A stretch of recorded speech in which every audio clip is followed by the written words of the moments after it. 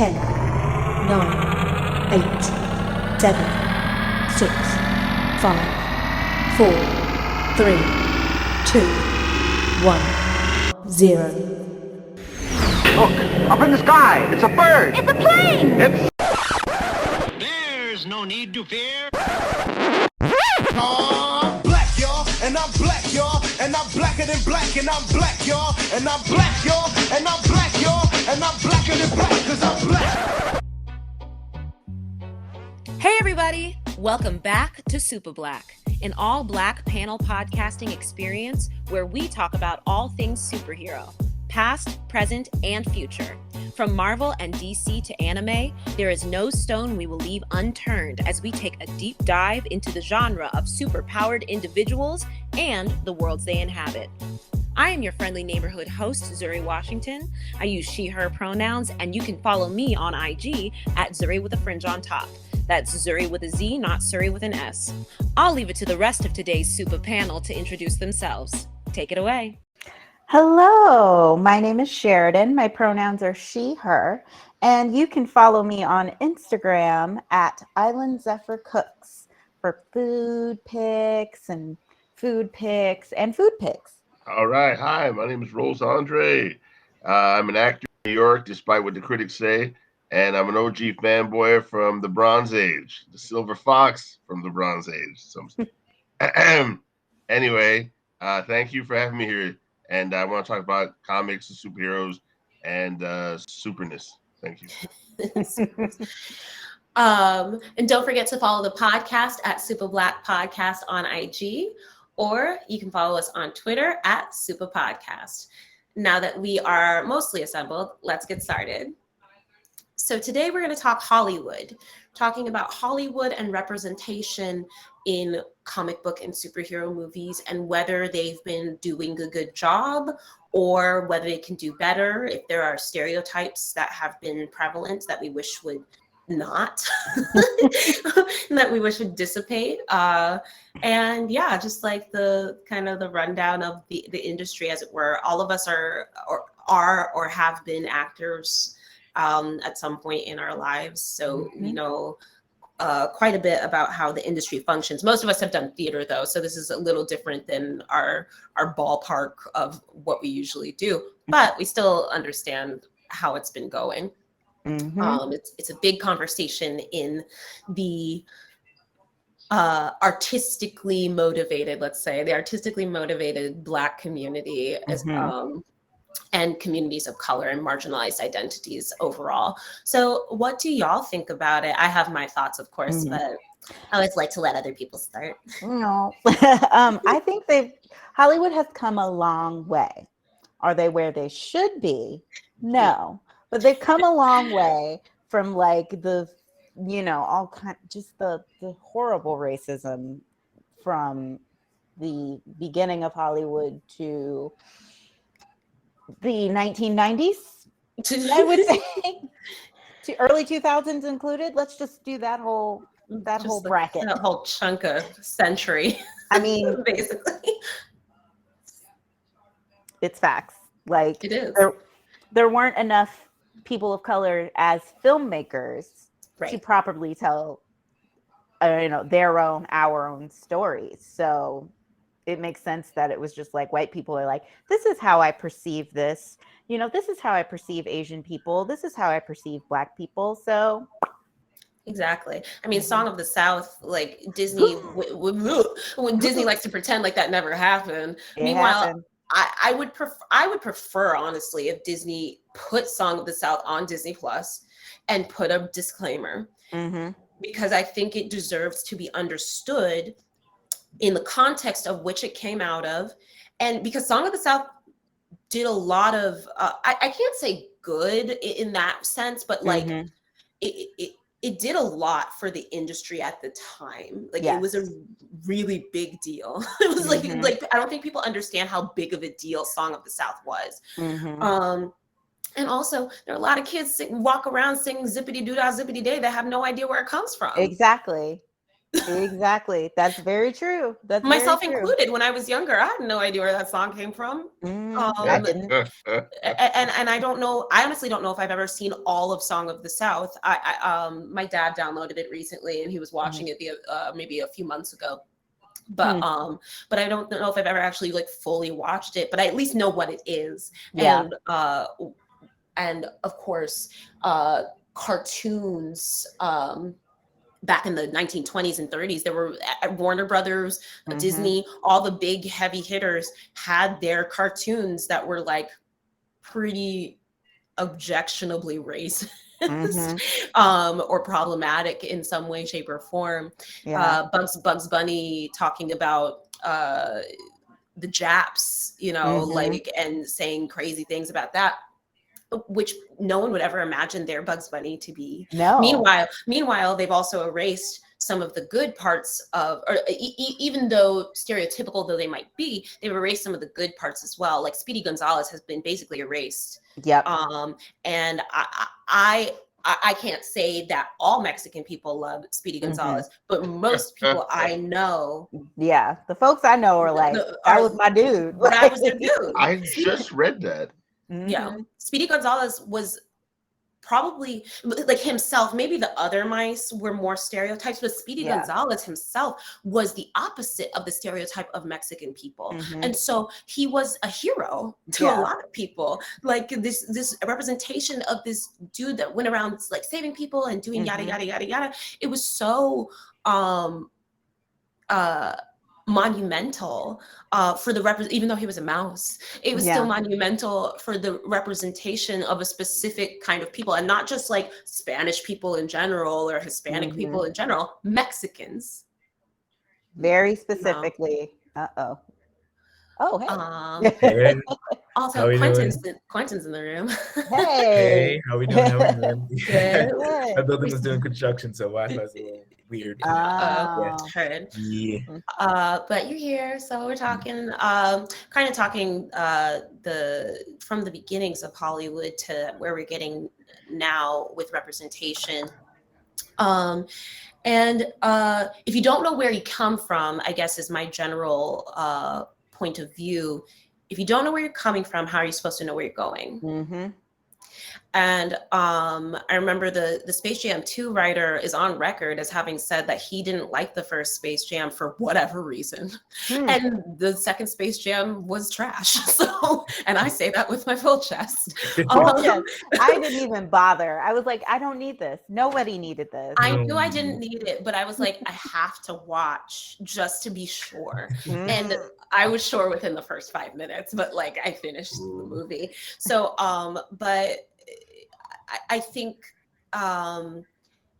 there's ways to grow characters, characters that have started off as stereotypes. T'Challa had started off as just like a jungle warrior king thing. Like he wasn't the T'Challa that we know and love and is represented so well as in Chadwick Boseman today. Like that's not what he originally was or was originally intended to be. He was an antagonist to the Fantastic Four. That's like his first introduction into the entire marvel of it all, was as an antagonist to these 4 white people who went to the jungles of Africa. They were lured to the jungles of Africa. Like, oh my God, so scary, Africa. Like, but T'Challa over time, both by virtue of some really great writers, but also writers of color who started to get involved in the creation process of of his character, he became the king of all kings, one of the main, I think he's currently, but one of the main leaders of the Avengers. Like, F what you heard about Captain America. It's been Black Panther for quite some time. And rightfully so. Thank you, Christopher Priest, for helping. We like, thank you. We give kudos. Christopher Priest, who created the Dora Milaje, and even the Dora Milaje have developed over time. They've always been like warriors to some extent, but they were also like wives in training. That's literally what their intention was. But as far as I know, that's more or less been written out of their character. Oh, completely. Like it's a part of their the history of the Dora Milaje, what their original intention was in the culture and traditions of Wakanda, but they are now just like the sentinels. They are the guard. They're the king's guard people, guards women. They come from all different tribes of Wakanda, so I'm sure there are some Jabari in there. I'm sure despite the fight that M'Baku seems to want to have, but yeah, I think that we have a long way to go, but there's a lot of good work that is being done. What are your thoughts about this, Quentin? Because I know this was your topic. Yeah, I feel like it's very interesting now because it's like I feel like Hollywood is kind of being like I guess like the genie from like Fairly Odd Parents, where it's like, oh, so you want more diversity in Hollywood, and they'll play with the words a little bit, and I feel like in a way it's kind of what we want, and I'm wondering if it's like if the steps that we're taking. I mean, of course, like projects like Black Panther, amazing for the culture and just like everything like that, but I guess like the next steps in terms of like Hollywood's true inclusion is to kind of almost make underrepresented characters be more normalized into it all. So it's not like their disability, their race, their ethnicity, their religion, that's not their hook for the movie, but instead it's just like Captain America, where it's just someone with good relatable morals, comes to the forefront and actually uses those morals to kind of like save the world, and that's what the movie is like. That's what buys the tickets for the movie. And I feel like Hollywood, I don't know if this is like Hollywood's way of kind of like shoehorning people of color into the superhero light, or if it's just them going like, here, are you happy now? So I feel like it's kind of like been something that I was like thinking about, but I think that the progress is definitely getting there. And with the Eternals, I feel like I still haven't seen it, but at least the way which they presented it, it was a lot less tokenized from the way which they presented it. I agree with that. I think that it's a combination of both, and I think it depends on what studio is doing what. Very true. Because for the most part, Disney is at the forefront of doing a lot of this work. Yes. And for good and bad of their history, which there's a lot of bad, there's a lot of bad. But that being said, of course, Disney, whoever's at the very, very top of Disney has to approve all these things, but they've put people in charge in their individual, like in Lucasfilm, you have, oh God, what's her name? Kathleen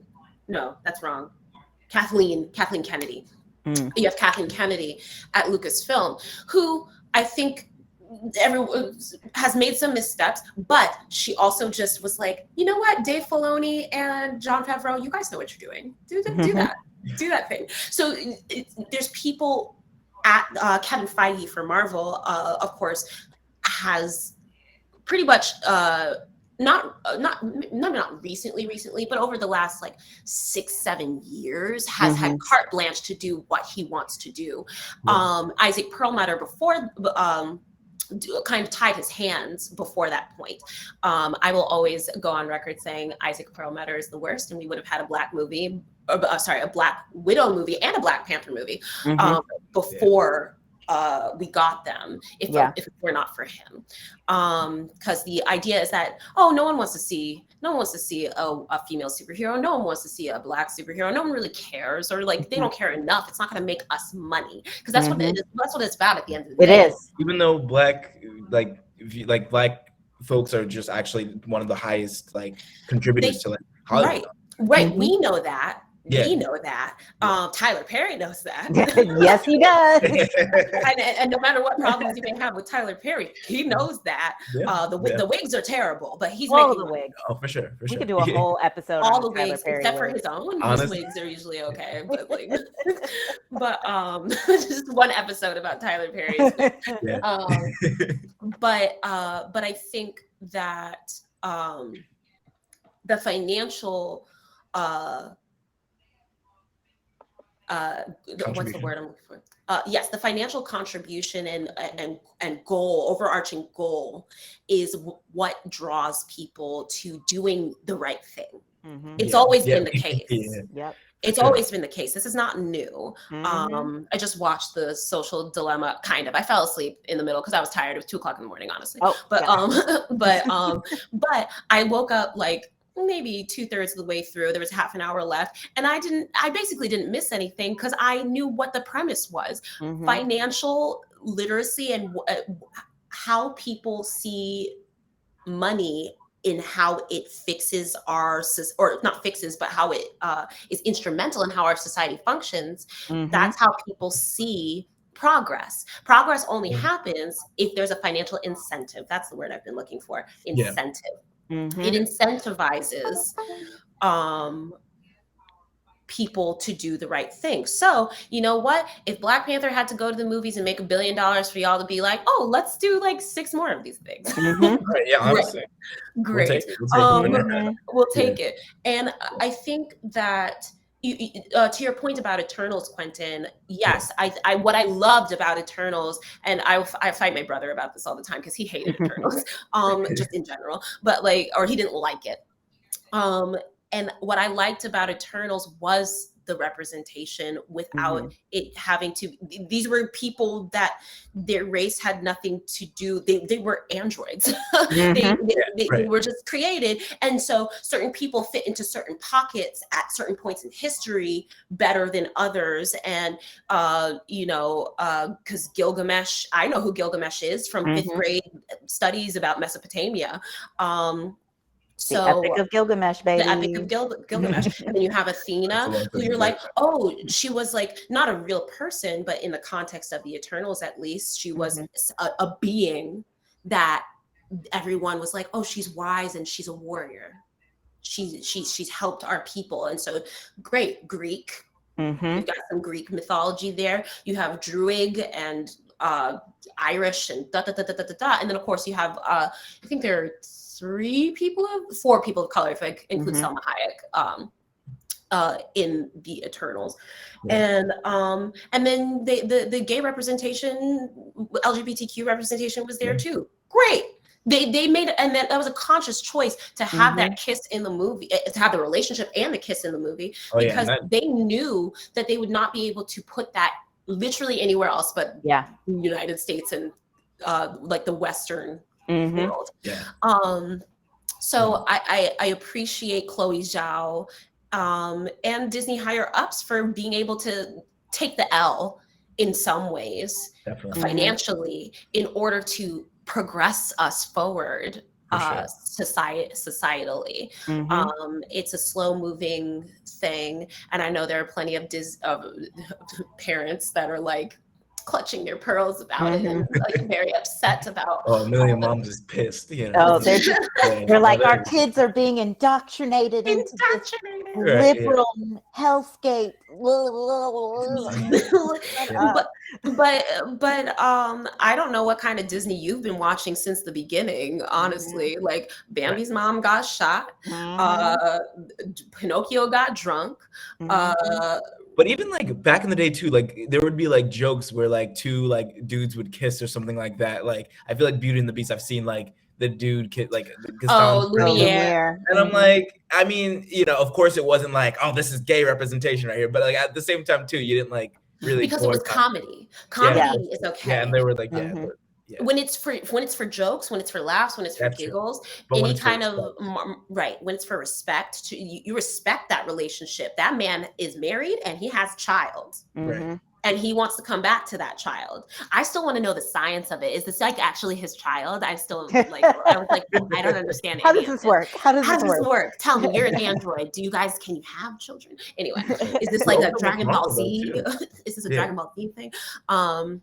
Sorry, what did you say? No, I said I'm jumping a little bit, but Miss Marvel, I feel like now they're coming back with that, and like I feel like that story too is like, when I watched that trailer, I was like, it was really great because like once again it wasn't like it didn't feel tokenized though, and it felt like I don't know, I felt really excited for that project too, and it didn't feel like it was like once again like I'm really happy for Marvel to, like as you mentioned, to be taking those strides that don't feel like it doesn't like they're taking more risks with inclusion. I feel like Miss Marvel, that new trailer, like I'm sure you all have seen it, like I think it's really, I think it's doing something really cool, honestly.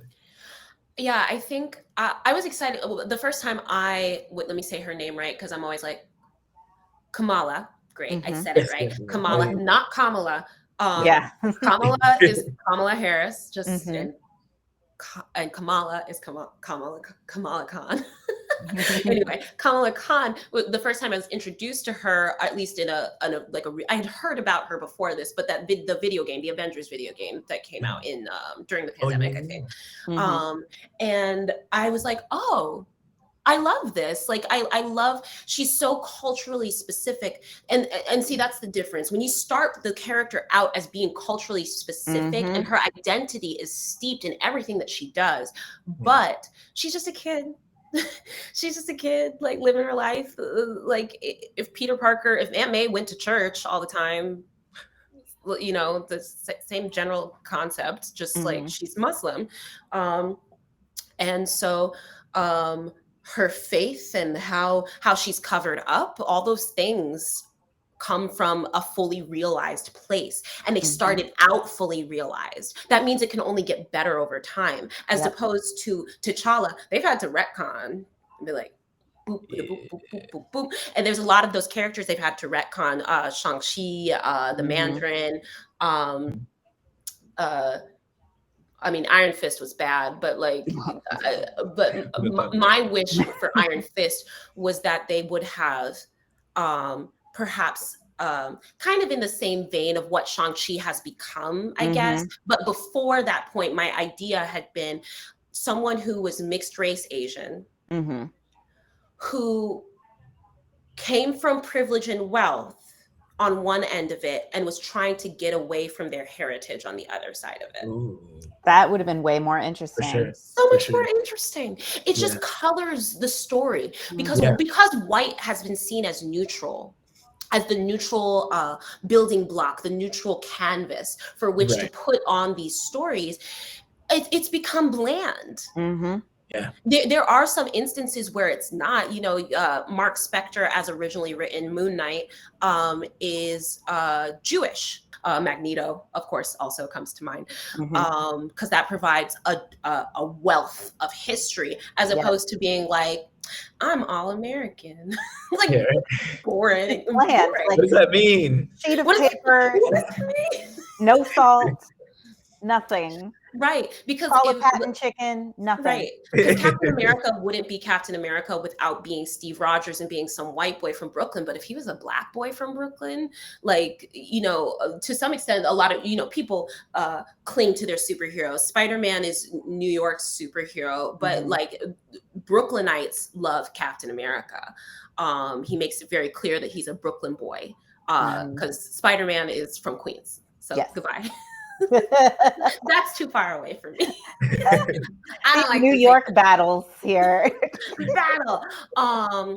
But yeah, so I think that in terms of I know one of the things that you had brought up in bringing up this topic, Quentin, was kind of the stereotype of it all, or any stereotypes that have been prevalent in the industry and the proliferation of those stereotypes. Can you speak more to what you meant? I mean, because I mean, it's not, I don't think it's my place to exactly speak on it, but I mean, with Shang-Chi, I feel like seeing like, okay, so the first, you know, Asian American superhero that we get that's like that's leading a Marvel film is doing like martial arts. I feel like it kind of, it's an interesting line because that character is already established in the Marvel comics, and that's the story behind it. And also it's part of like a culture in, you know, in Southeast Asia. But I feel like for us to be able to, I think it's kind of like a fine line, because it's already been like an exhausted stereotype and trope, but when it's used in a responsible way, it's kind of interesting. I feel like my perspective has kind of changed on it a little bit. But originally, what my thoughts were was that, oh, we're getting another like Asian movie, and the first Asian movie that we get that a Marvel superhero is leading is one that has all this like kung fu and all these, Mhm. yeah, all these things that like we've already seen before, that people are saying that we want to have normalized roles for people in underrepresented communities. So I feel like that was definitely a conversation that I was kind of wondering, like, what now with these stereotypes that used to give people opportunities to be on screen, what do we do with them now in a way? And especially since some of these stereotypes might be cultural and actually, yeah, it might be cultural. What is the right way to kind of go about it too? I was going to say, I think the key is who's telling the story. If Sure. it's your culture and you want it represented the right way and to not be a stereotype, like, because initially, in America, Kung Fu was like the Fu Manchu and all that, like, like this is what we think this is, You're right. not Yeah. what the truth of it is. Mickey Rooney and Breakfast at Tiffany's. And Frickin' Mickey Rooney, prime example of that. And then, so why I think Shang-Chi was so successful is because you had someone who wants to represent. It's the same with Black Panther too, right?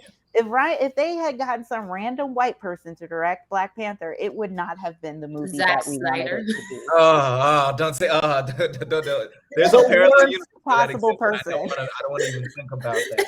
The worst possible person. Exactly. Like, Yeah. Black Panther would not have been Black Panther without Ryan Coogler. I can't remember It would have been like Steel, but with Shaq, but just set in Africa.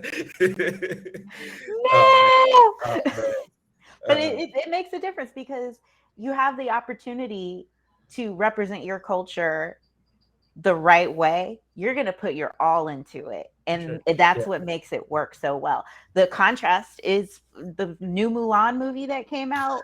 Horrible. Oh, it's bad. Horrible. And I spoke to, I remember I spoke to my friend who is of East Asian descent. I was like, what were your thoughts? Tell me first. And she was like, she hated it. She hated it. My friend from Hong Kong, she was like, this movie is trash. I'm sticking with the animated one because the animated one, she's like, this is the it. This is the it for me. Like, but that movie was just so what was dumb. up with it? Well, they changed a lot of things. First of all, like aside from the musical aspect, I was fine with that. Everyone was mad at it. I was like, it's fine. But they changed a lot. She had superpowers. Which I think was a mistake. She was a superhero. She literally was a superhero. She was in the context of the movie, she was basically a witch. And I think the problem was the original story of Mulan is so good because it's a woman, just a woman against all the odds, who trains her ass off. And she's a brilliant strategist. Right. And is a brilliant uses her mind and what she has to kick butt. Like, she saw the Huns come down. She was like, "Oh, we're not going to shoot them. We're going to shoot the mountain, and the avalanche." Like, how about a girl who's got a brain who always speaks her mind? That's the movie. Oh, okay. Like, and so like, I don't understand why they made it so. She was a magical Negro. She was just Asian. Yep. I feel like that's literally what they did to her. Yeah, like I feel like it's sad that we're living in a reality where our best Mulan live action version is Wendy Wu Homecoming Warrior, honestly. I feel like I think it's sad to say that, but it's oh man, that movie's problematic in and of itself too, but we won't. But yeah, I think Sheridan's right. It's about who's telling the story because for not superhero related, but In the Heights, you have what is his actual name? But the director is of Asian descent. John Chu. Did Crazy Rich Asians, right? Did Crazy Rich Asians. Great. What he do in telling a story about Washington Heights? He is not from Washington Heights. And not because he's Asian. He not from Washington Heights. Yeah, you got to know that neighborhood. You got to be Like from there. you have to be from there. There's not a high Asian population, but there is a high Dominican population and a high Black population. So how come there were no Black people in the main cast of characters except for the one? And I know there was some Afro-Latino representation, but it was very light-skinned, and you can tell who was making the casting decision because it wasn't someone who was my complexion or darker. Yeah. So like, you know, because all things considered, depending on what room I'm in, I'm light or I'm dark. Same. So I'm right in that like middle milk chocolate frame.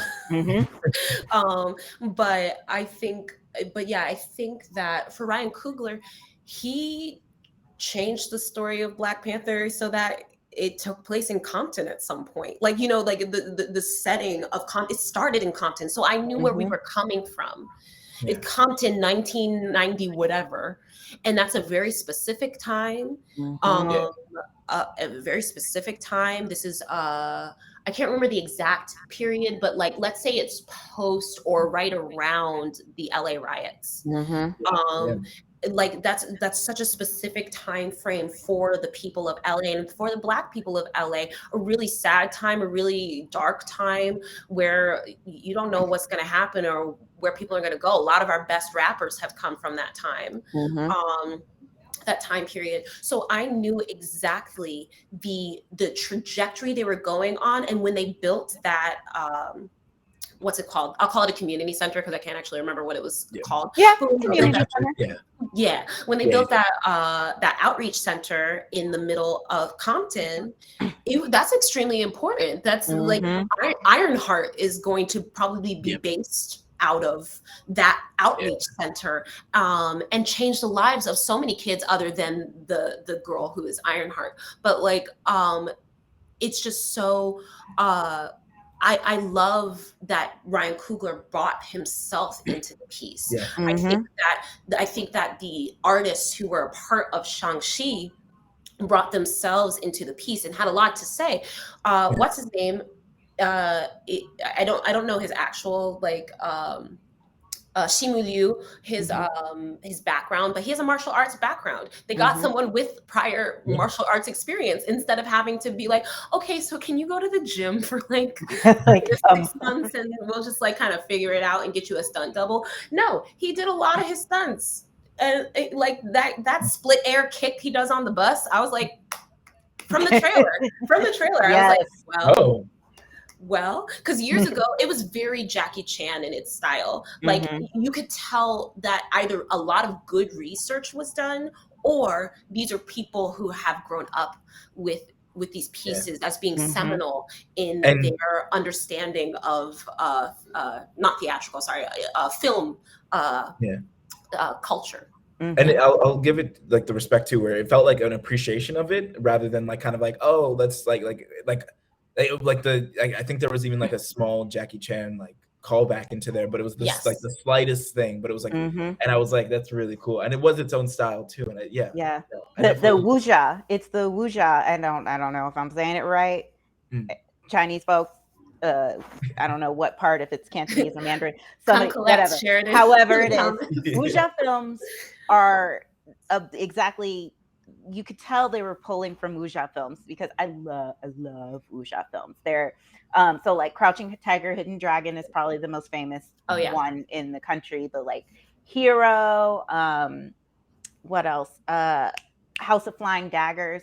Like the martial arts in it, you know, it is very fantastical, but it's you feel the difference. It's like you feel the culture in it, because it's their movies, it's their ownership, and you feel the difference in the movement and the beauty, and they're all martial arts trained. Like, even though it is a little extra fantastical and people are kind of flying, you know, but they're trained. Like Michelle Yeoh is trained. I love her so much. Yes, I'm so happy for her. I know. And I'm like, I don't know what's happening with your career this last year, but I freaking love it. I freaking love it. I want some more of it. Like, we love to see it. Give me these middle-aged Michelle Yeoh and Angela Bassett put them together Ooh. and everything. Were they in a movie? Weren't they in a movie They together? Gunpowder Milkshake. Yeah, Yeah, I was okay. Yes. Mm-hmm. Ooh. Yep. I feel like we Great. didn't get enough of them in that movie too. I know. They I they know. had a scene, but We need more. We need More. more. yeah. Honestly, they just More. need to have their spin-off for them. Like just Please think about them. give me that. Yeah, That right. would give me so much life. For sure. Yeah. But yeah, I think that because you brought up a good like point, something to think about at the very least as it pertains to like, do we keep pushing a stereotype? And I think what I think is that the culture is partially their superpower. So Yeah. if you see it as opposed to being like through white people's gaze, through Western society's gaze of what kung fu is, of what martial arts and et cetera, as opposed to seeing it from that point of view, I like to see it from a very culturally specific point of view, which is that my power is in my heritage and I'm using my heritage. Ooh, and okay. that builds upon who I am Yeah. as a superpowered being. I like that because also there has been that like, you know, through Hollywood, there's been like a some sort of notion that we should kind of be ashamed of our heritage because Right. of the way it's been portrayed and like all the stereotypes. But it's kind of like people's argument with the M word, which I don't agree with, but like it's kind of like taking back that heritage and defining it on our own terms. And I think that's a really beautiful way to put it, honestly. And I think that's where the power comes from. Yeah. Exactly. Like we should not shy away from that which makes us beautiful, like and valuable, and like we know our worth. We're just showcasing our worth to other people. And people think they know everything about kung fu, or they think they know everything. The rewrite about how the Mandarin exists in the universe, I think, is one of the best things that they've done. In the context of the MCU, that little short that they do, it's on Disney Plus. That's the Mandarin short. That okay. It's old. It's crazy how old it is, honestly. But it literally is. How long is it? Like 30 minutes. But either way, it's a short of kind of the aftermath, or the aftermath of Trevor, who is Ben Kingsley. Ben Kingsley he's in jail, talking about like, this is what happened, and this is why I became the Mandarin, and blah blah blah blah. And then the Mandarin comes to break him out of jail, to kill him, and that's literally where we find him in Shang-Chi. I love that. Literally, I didn't realize that existed for years that they've been waiting for the right point in cinematic history for Marvel to move on with that plot point. And the fact that Ben Kingsley came back, I'm still dead about it. I literally was like, I was screaming. I was like, I was in the theater.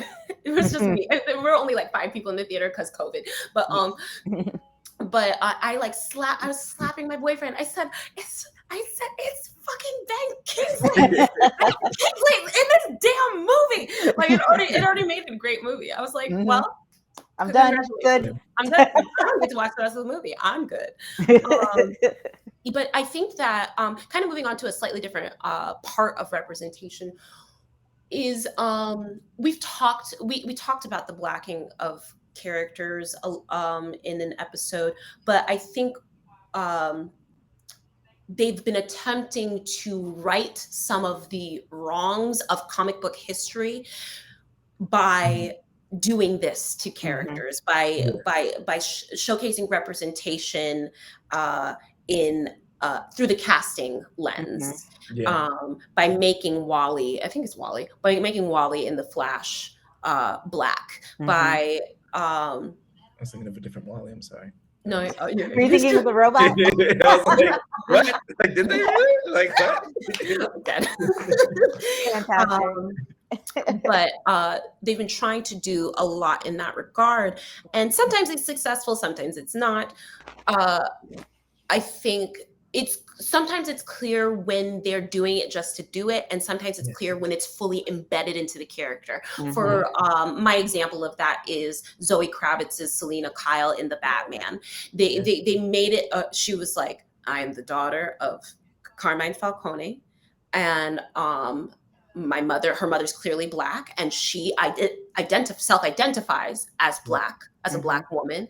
And of course, historically, as it pertains to Catwoman, the only people who have been of color and Black specifically, of course, are Eartha Kitt and Halle Berry. And Halle Berry barely counts because I don't know what universe that even is. Like no one exists except for Catwoman. So it's like, it was purely for fashion. Clearly for fashion. But is it fashion? Big fashion But so they were able to call back to the history of Catwoman and kind of like an Easter egg, but she's like the millennial version of what a Catwoman, a Black Catwoman would be. Someone who's fully identified, like, I'm Black and I hate how white people treat me. And she said that with her full chest. And I was shook. Rolls is in and out of this conversation, for the record, everyone. So he's having some internet issues, but he said Bailey Halle. Halle Bailey. Halle Bailey. That's different. Actually, that's another person. the Little Mermaid. But yeah, so I was shook though when she said that in the movie theater. I was like, did she just say that? And I looked around at people, which was mostly white people in the theater. Look at all the white people. Did you guys hear that? Did y'all hear that? Because I heard it. Yeah. I heard it, and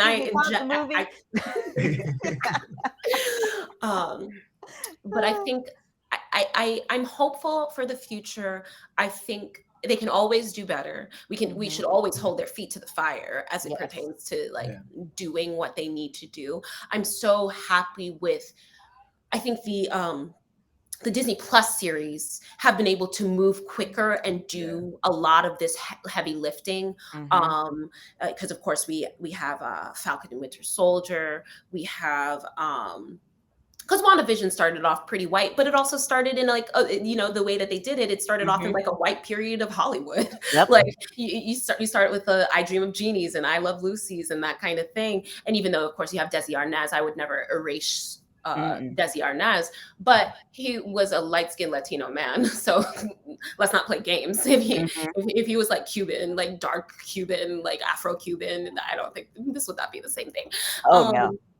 So, but they kind of, I actually think it's really poetic how they started and bringing the world into color and seeing more and more representation. But Falcon Winter Soldier, we have Moon Knight now, and there's lots of, I don't know. Projection too, of course. Say that again? Ironheart is in production. Yeah, Ironheart is in production. Miss Marvel. In Loki, because it was Loki, they were able to have so many different kinds of Lokis. Like there was like a big, tall Black Loki, and then there was a crocodile, and then there was who cares? Nobody cares. Then he was a woman, and it's like, okay, great, I love this. Who literally cares? Who cares? I am here, and I would hope that most people would be here, not just for the representation, but good storytelling. That's why I ride for the Marvel Cinematic Universe as it is, because their storytelling has been more or less on point. They do some retconning every once in a while, but every good comic book does. Like every good comic book does something and you're like, wait, is that the story? And they're like, nope, but we're making it the story. This is what we're doing now. Get ready for this ride. Because there were lots 2022. Right. Because there were lots of people that were upset. I'm trying to think if this is the first actual time.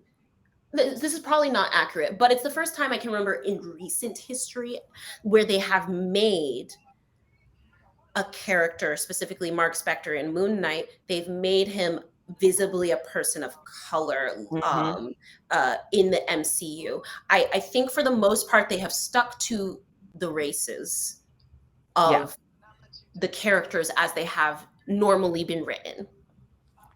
I'm really thinking, I'm like, Is that accurate? I think that is mostly accurate because Gamora is green, so who cares? And moving on. I mean, Nick Fury was rewritten, right? Well, Nick Fury was rewritten prior to in the comic books. Yeah. Gotcha. So because it was a comic book change, I would consider that not to be the MCU doing that. So I would say that, and a lot of people were upset. They were like, Mark Spector is Jewish. He's white. Like, you know, mad, straight, just mad. People were already trying to tank Moon Knight before it even like probably like 5-6 months ago, I remember, or even when Oscar Isaac was cast, probably over a year ago. They were trying to tank the whole thing, but the storytelling is good, and they've been doing some really you can tell the care with which that they've done their research about Egyptian gods, and you don't want a white man possessed by an Egyptian spirit. No. Because you don't want it. It's not interesting. It's not culturally interesting. You can tell that this person has background in some way, shape, or form, and therefore it just makes it. I think it colors the universe. No pun intended, but it colors the universe in a way that allows for it to breathe instead of being like, "Ooh, Danny Rand, what you doing?" I don't know. It just makes it that much more interesting. It is to me, at the very least. Yeah, and also like I mean, to jump back to the Batman, also Officer Gordon too. That was a very seamless. Right. Yeah. Right. And I think we talked about that in the episode. But one of the things that I loved about that is because in a world in which Selena Kyle has specifically named her blackness, that means Jim Gordon is aware too. Yeah. That means because when you talk about race, even subtly or in small ways in the context of anything, that means other characters are also aware. Yeah.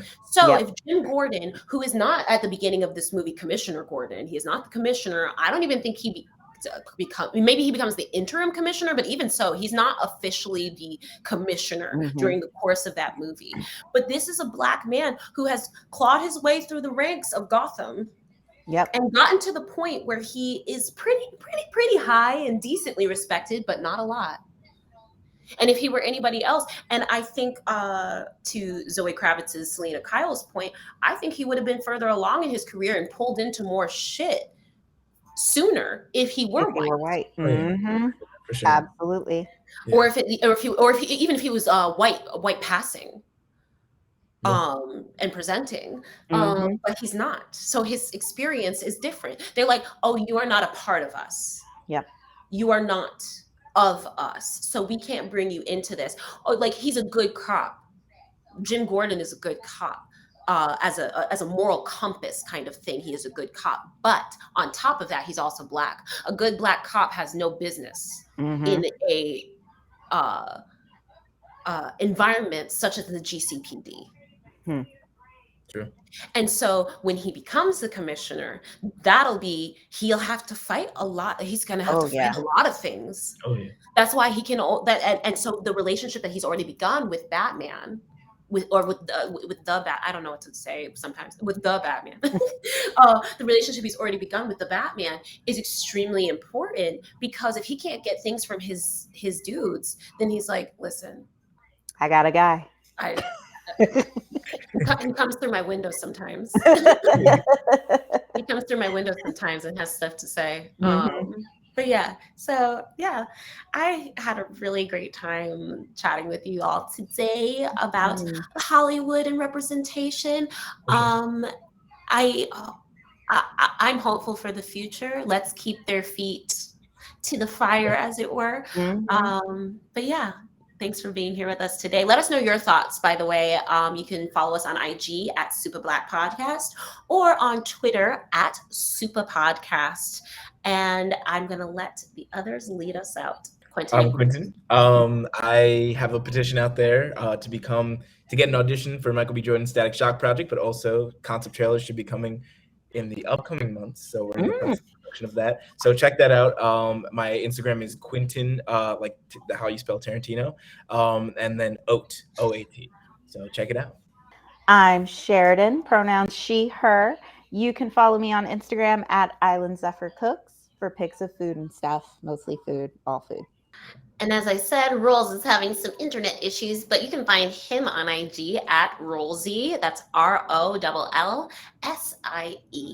And I'm Zuri Washington, she, her pronouns. You can find me on IG at Zuri with a fringe on top. And don't forget, should you need heroes, we've got your back. We fear no topic we attack. If conversation is what you lack, you'll find it here with Super Black. Peace.